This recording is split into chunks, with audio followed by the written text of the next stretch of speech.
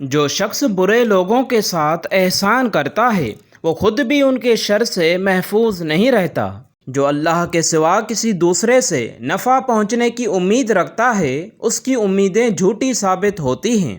عاقل اپنے کام پر اور جاہل اپنی امیدوں پر بھروسہ کرتا ہے۔ عاقل کمال چاہتا ہے اور جاہل مال چاہتا ہے۔ مانگنا ہو تو ایسے شخص سے مانگو جو دے کر بھول جاتا ہے۔ احسان کرنا ہے تو ایسے شخص سے کرو جو اسے یاد رکھتا ہے اور دہراتا رہتا ہے۔ جو زیادہ ہنستا ہے اس کا دل مردہ ہو جاتا ہے۔ جو زیادہ غصہ کرتا ہے وہ جلد ہلاک ہو جاتا ہے۔ سب مر کر قبروں میں جاتے ہیں لیکن اچھا انسان مر کر لوگوں کے دلوں میں چلا جاتا ہے اور لوگ یاد کے ذریعے اسے زندہ رکھتے ہیں۔ جو تکلیف برداشت کرتا ہے وہی خزانے حاصل کرتا ہے۔ جو مسلسل کوشش کیے جاتا ہے وہ اپنے اصل مقصد کے حصول میں کامیاب ہو جاتا ہے۔ منفی سوچ غلط نمبر کی اینک کی طرح ہی ہوتی ہے۔ ہر منظر دھندلا، ہر راستہ ٹیڑھا اور ہر چہرہ بگڑا ہوا ہی نظر آتا ہے۔ پاکستانیوں کی آدھی زندگی ڈگریاں لینے میں گزر جاتی ہیں اور باقی ڈگریوں کی فوٹو اسٹیٹ کرانے میں۔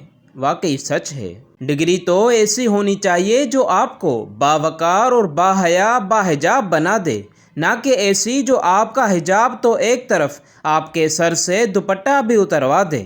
کمزور کوئی نہیں ہوتا، بس انسان کی مجبوریاں اسے کمزور بنا دیتی ہیں اور کچھ بے وقوف لوگ اس کا فائدہ اٹھا کر خود کو شیر سمجھتے ہیں۔ اگر آپ پہلی ٹھوکر سے سنبھلنا ہی نہیں سیکھتے تو پھر آپ دوسری ٹھوکر کے مستحق ہیں۔ دھرتی پر سب سے زیادہ بوجھ ان نفرتوں کا ہے جو انسانوں کے دلوں میں دوسروں کے لیے ہیں۔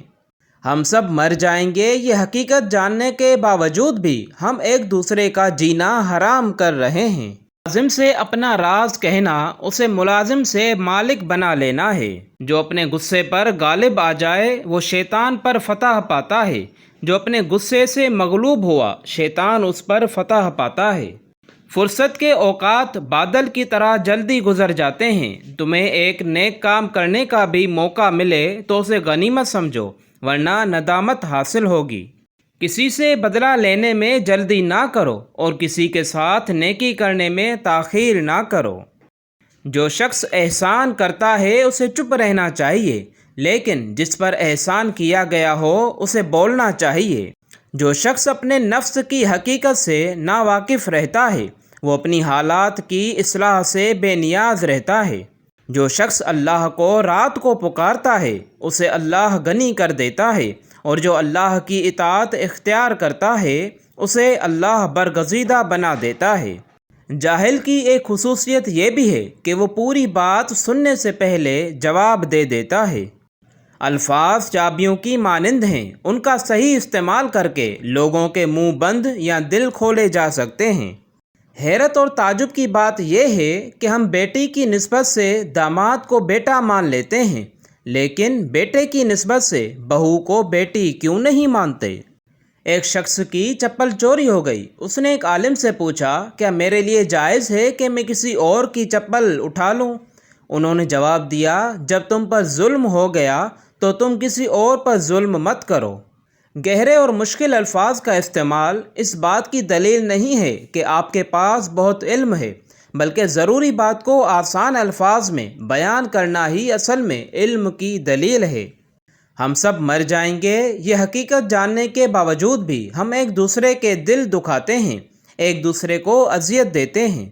بہترین بدلہ یہ ہے کہ کوئی بدلہ نہ لو، خود کو سنبھالو، آگے بڑھو اور ان جیسے مت بنو جنہوں نے تمہیں تکلیف دی تھی۔ جس نے آپ کو اوپر چڑھنے میں مدد کی ہے اس کو توڑنے کی کبھی کوشش مت کرنا، کیونکہ واپس اترنے میں تمہیں اس کی سخت ضرورت ہوگی۔ اگر آپ ایک خاموش مجسمہ بھی بن جائیں تب بھی لوگ آپ کو نہیں چھوڑیں گے۔ کبھی کبھی ایسا وقت بھی آ جاتا ہے کہ کل تک ہوا میں اڑنے والے کبھی کبھار چلنے کے بھی قابل نہیں رہتے۔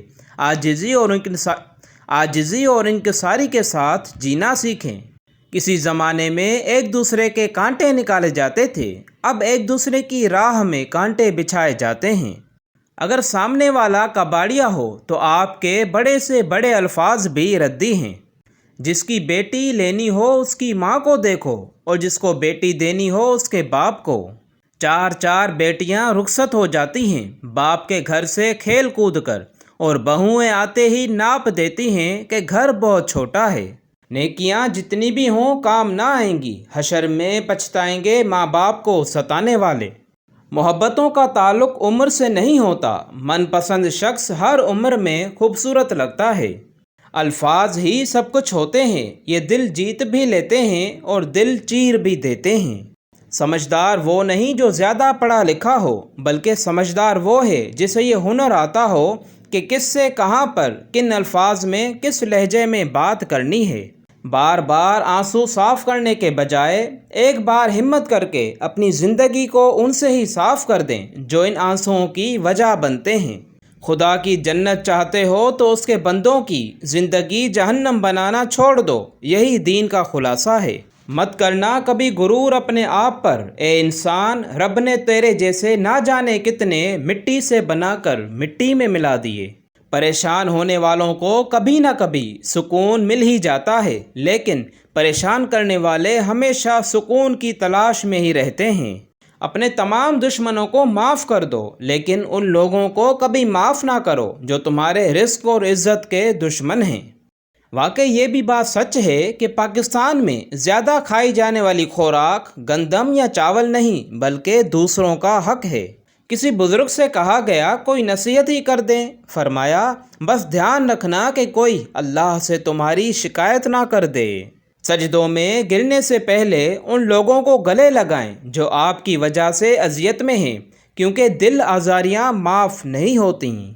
خدا کے ترازو کے آس پاس داڑھیوں، تسبیحوں، مصلوں، برقعوں اور حجابوں کا ڈھیر لگا ہوگا، اور پھر کیا ہی کمال کا نظارہ ہوگا جب خدا تعالیٰ صرف نیتیں تولنے کا حکم دے گا۔